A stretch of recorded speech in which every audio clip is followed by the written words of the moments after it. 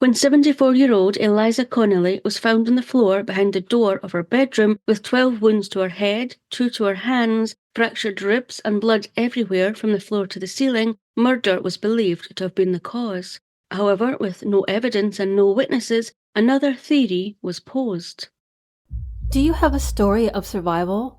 A parent goes to residential school.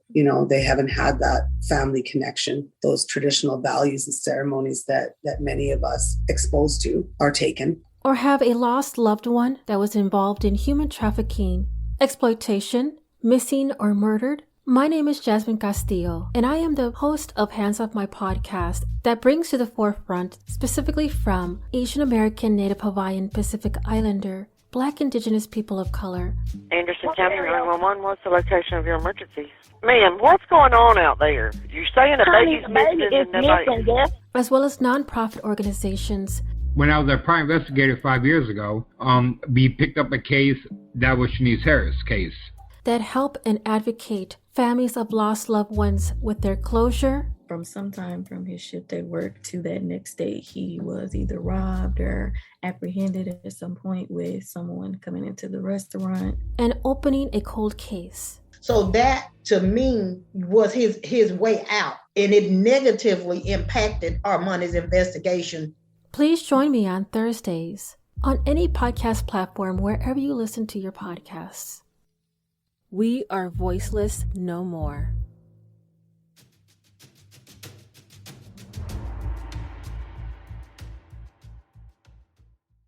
In April 1981, Eliza lived at 105 Aberdour Place, which was a terraced, single-person council house located in a friendly and secluded area of Barn Hill in Broughty Ferry, about a 17-minute drive east of Dundee, and an area where trouble just didn't exist. Eliza had a small garden which she used to enjoy pottering in, and she was friendly with her neighbours. She had moved into this property after the death of her third husband, so she did sometimes become lonely, but her 3 sons, daughter and her grandchildren would visit her regularly, taking her out in the car. On Sunday the 12th of April 1981, Eliza's eldest son, Kenneth, had visited her in the morning, just to see she was doing okay, as she had recently been discharged from hospital following issues with her heart, having suffered from angina for over a decade and having had previous heart attacks. Kenneth left his mum's home on the Sunday afternoon, safe in the knowledge that she appeared to be fully recovered and having no further chest complaints. Indeed, she had appeared quite cheery and pleased to be back home. Shortly after her son Kenneth had left, Eliza went to one of her elderly neighbours and asked if she could use the phone to contact another friend, as Eliza had no phone in her property. However, the friend Eliza was trying to call didn't answer, and so Eliza stayed at her neighbour's for a short while, having a cup of tea and a chat. Still having not been able to get hold of her friend on the phone, Eliza left her friend's home about 3 p.m. and made her way back home. This was the last time Eliza was seen alive. But what happened between 3 p.m. on Sunday and Tuesday the 14th of April, 2 days later, would divide opinions. Eliza's body was found about 12:45 p.m. on Tuesday the 14th of April by her middle son James, when he, his wife and young daughter had attended Eliza's property to take her on one of their regular drives out in the car. James's wife and daughter stayed in the car while James, who had a key, let himself into his mum's home, where he immediately knew something was wrong. He first noticed that a chair from the living room had been placed hard against the door leading into the kitchen, and that his mum's bedroom door was closed tight. He called out to his mum, but there was no reply. James then took a deep breath, fearful of what he was going to find behind his mum's closed bedroom door, and he had every reason to be fearful. As James slowly began to open the bedroom door, he first was shocked by the amount of blood he saw everywhere, on the walls, the ceiling, soaked into the carpet, and all over the bedclothes. But his shock didn't end there, as he opened the door further, he realised something was behind it. Not something, but his mum's lifeless body, dressed in her night attire, lying in a pool of blood. There was soon a flurry of activity in the small and usually well-kept home of Eliza, with an article in the Scotsman newspaper the following day stating that police were treating the case as one of murder, and were appealing for anyone who had seen 74-year-old Eliza Connelly after 3 p.m. on Sunday to come forward, or to come forward if they had any information at all. And Eliza was thought to have died between 7 p.m. on Sunday and 10 a.m. on Monday. All in all, 60 detectives worked on this case, along with sniffer dogs. Parks and gardens were searched for a potential murder weapon, and more than 1,500 people gave statements, and every line of inquiry began to be looked into, including 2 youths being traced who had been seen near Eliza Connelly's home on Monday between 9:15 and 9:30 a.m. However, when they were thoroughly questioned, they were ruled out of the inquiry. Detectives were quick to notice that there were no signs of forced entry, but family members had said that there appeared to be money, no more than in today's money £370 or $470, missing from their mum's purse, and so robbery could have been the motive, with an article in the Aberdeen Press and Journal in April 1981 suggesting that an overnighter, which is a person seeking a shelter or bed for the night, could have come calling at Eliza's home and she had let them in, before she had been brutally attacked and robbed.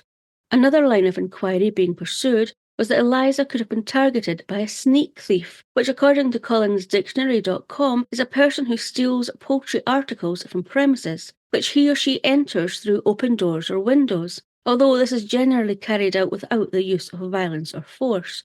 The police did appeal to Dundee's underworld in the hope that they too would be sickened by the injuries inflicted on an elderly woman and would come forward with the name of the person who did this. However, this line of inquiry too led nowhere.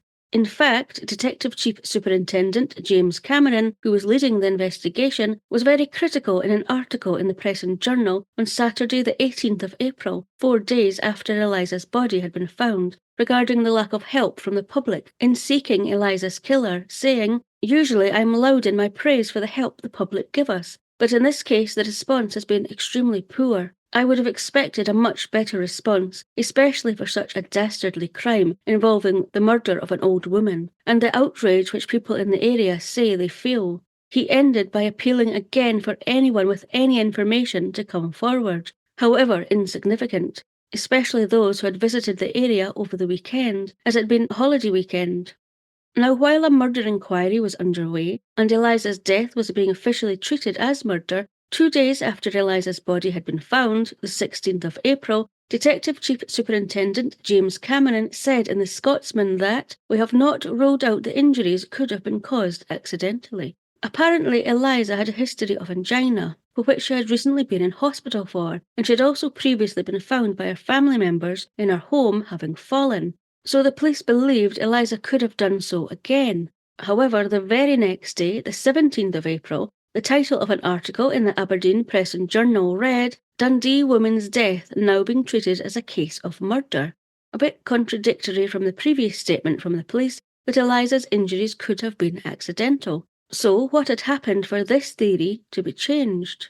Well, the post-mortem had been completed, and the cause of death had been confirmed as murder, as Dr. Rushton, who had undertaken the post-mortem, categorically dismissed the theory that Eliza's death had been accidental, based on the severity of the wounds she had suffered. Despite this, though, detectives continued to keep the theory that Eliza's death had been an accident in the forefront of their minds, especially after a month-long investigation into Eliza's death had turned up absolutely nothing. According to the Law Killer's book by Alexander McGregor, Eliza's death had appeared motiveless, with nothing having been taken from or disturbed in Eliza's home other than some money from her purse, but her purse had still been in a drawer in her bedroom, albeit with blood on it. There was nothing to indicate anyone had broken into her home, or that a struggle had ensued. No weapon matching the wounds on Eliza's head was found, and no item matching the wounds were said to have been in Eliza's home, as if a robbery was the motive, would an opportunistic thief have brought their own weapon with them? No fingerprints were found in Eliza's home that couldn't be accounted for, not even on her blood-stained purse. Eliza's neighbours had not heard or seen anything untoward, and there was a distinct lack of witnesses having seen anything out of the ordinary in the surrounding area in the time frame. It also was ruled out that Eliza may have known her attacker and let them in, as no motive for someone Eliza had known wanting to harm her could be identified. And Eliza's family said she wouldn't have opened the front door to someone she didn't know if she was dressed for bed, so this theory had been ruled out too. Having exhausted every avenue and having nowhere else to go, and with detectives still not being convinced Eliza had actually been murdered, unusually a report was submitted to the Procurator Fiscal detailing everything that had and hadn't been found in their inquiries. concluding with the suggestion that Eliza's death could have been accidental. 5 weeks later, having pondered over the case for some time, the Procurator Fiscal made the unexpected move for a fatal accident inquiry to be held, where, according to the Law Killer's book, a senior detective told the inquiry that, although following attending the scene and seeing Eliza's body, he had initially thought an accident had occurred, however, following advice from a police surgeon and a forensic expert, he had initiated a murder inquiry. He said he felt Eliza had died following an accident due to the area she lived in, which was a quiet residential area with an extremely low crime rate, as well as the fact that Eliza's purse had been left in her drawer, despite money apparently having been removed from it, going on to say that in his experience, if a thief had been at work, it was very unlikely that they would have removed the money, then carefully closed the purse and placed it back in the drawer they had taken it from. A thief was more likely to have taken the purse with him and thrown it away. No, the detective believed that an extremely remarkable set of circumstances had occurred. And so, in order to try and replicate what the detective believed may have taken place, Eliza's entire bedroom was reconstructed, including all the furniture, the blood-stained bedding, and a blood-soaked hairnet that had also been found in the room. Then the lead detective was ready to put forward his theory. He believed, according to the Law Killer's book, that Eliza had changed into her night attire and had been ready to go to bed when she had fallen into the space between her wardrobe and bed, hitting her head on a chair on her way down. It is believed that she then either pulled herself up onto her bed, possibly after lying dazed for some time, or she had not fallen entirely down to the ground but instead had steadied herself after hitting her head on the chair and then fallen backwards onto her bed. Either way, she is then believed to have lain on her bed for a while due to the amount of blood on the bedding. It is then believed that, after recovering somewhat on the bed, Eliza sat up in the bed and had tried twice to stand up, but both times had fallen forward, striking her head on the wardrobe doorknob, which apparently accounted for the strange-shaped wounds found on her head, before she then fell onto the floor. At this point, it is surmised that Eliza then began crawling along the floor past her bed towards the door, where she again tried to stand up using the door, but before being able to steady herself, had instead fallen backwards, hitting the back of her head this time on an open drawer. Back on the floor again, but still conscious, Eliza is then thought to have begun crawling along the floor again, demonstrated by bloody handprints, going this time round the end of her bed towards a chair, where she again tried in vain to stand up. It's possible she then tried again to crawl towards her bedroom door to try and get out and try and get some help, but sadly she was only able to drag her now severely wounded body to just behind her bedroom door, where she collapsed and died.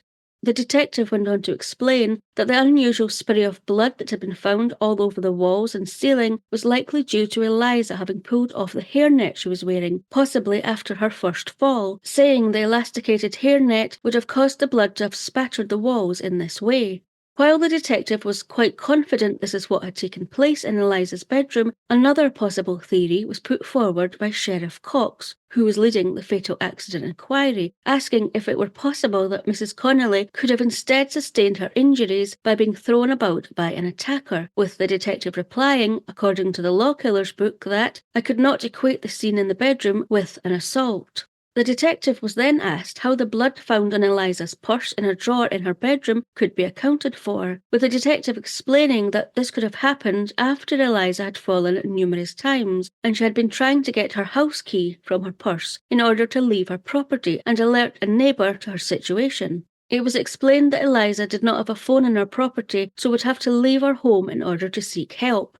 With the detective having stated his theory, it was now the turn of forensic scientist Dr. Donald Rushton, who had examined Eliza's body. He was very quick to categorically dismiss the theory that Eliza's death had been as a result of an accident, saying that the nature and severity of the wounds he found on Eliza's body did not equate to an accident, but instead suggested a brutal attack had occurred. He did not agree that the removal of her hairnet would have caused the blood to have spurted to that degree onto the walls and roof, believing instead that Eliza had been severely assaulted about her head with a hard object. Wounds found on Eliza's hands suggested to him she had attempted to defend herself from the vicious assault. He strongly dismissed the idea that Eliza's death had been caused by a mere accident, saying that the injuries were too severe and there were too many of them. being in total 15 separate impacts to Eliza's body. Neither man could give an explanation as to the lack of evidence of a forced entry or attacker being at the scene, other than one spot of Eliza's blood having been found outside of Eliza's bedroom on the door leading from the living room into the hallway. Upon all evidence and opinions being voiced, the fatal accident inquiry concluded. However, the sheriff was unable to determine one way or another what had actually led to the death of Eliza Connelly, and so he adjourned the inquiry to seek further medical expert opinion before delivering a judgment. Upon the inquiry reconvening after 2 months, following Sheriff Cox having sought the opinion of Professor Arthur Harland of Glasgow University, who after reviewing all evidence was of the opinion that the injuries to Eliza's head could only have happened with someone repeatedly hitting her with force, and who dismissed the theory of an accident having caused these injuries, the outcome of the fatal accident inquiry was that Eliza Connelly's death had not been an accident, but most likely as a result of a sustained and violent assault. Eliza's family welcomed this verdict, always having believed that a chance intruder had demanded money from Eliza, and when she only could offer the small amount of money in her purse, she was beaten. One other interesting thing Eliza's son, Kenneth, told a reporter following his mother being found was that the curtain in the toilet had been closed, which he explained was something his mother never did because she couldn't reach it. According to the Law Killer's book, the toilet window was right beside the front door and could be seen into if anyone passed by. Did Eliza's killer close the curtain as he washed her blood from his hands, scared that he would be spotted if anyone walked past? While Eliza's case does remain unsolved, with detectives strongly believing that Eliza died following a freak accident, despite the fatal accident inquiry concluding she had died following a violent assault, and no witnesses or evidence leading to any potential perpetrator, is Eliza ever likely to receive justice? In April 1997, the 16th anniversary of Eliza's death, a touching tribute appeared in local newspaper The Dundee Courier, which read, "In loving memory of our dear mother and grandmother Eliza, who died tragically on April the 12th, 1981. We shared some happy days, Mum, we shared some sad ones too, but the saddest day of all, Mum, was the day we lost you."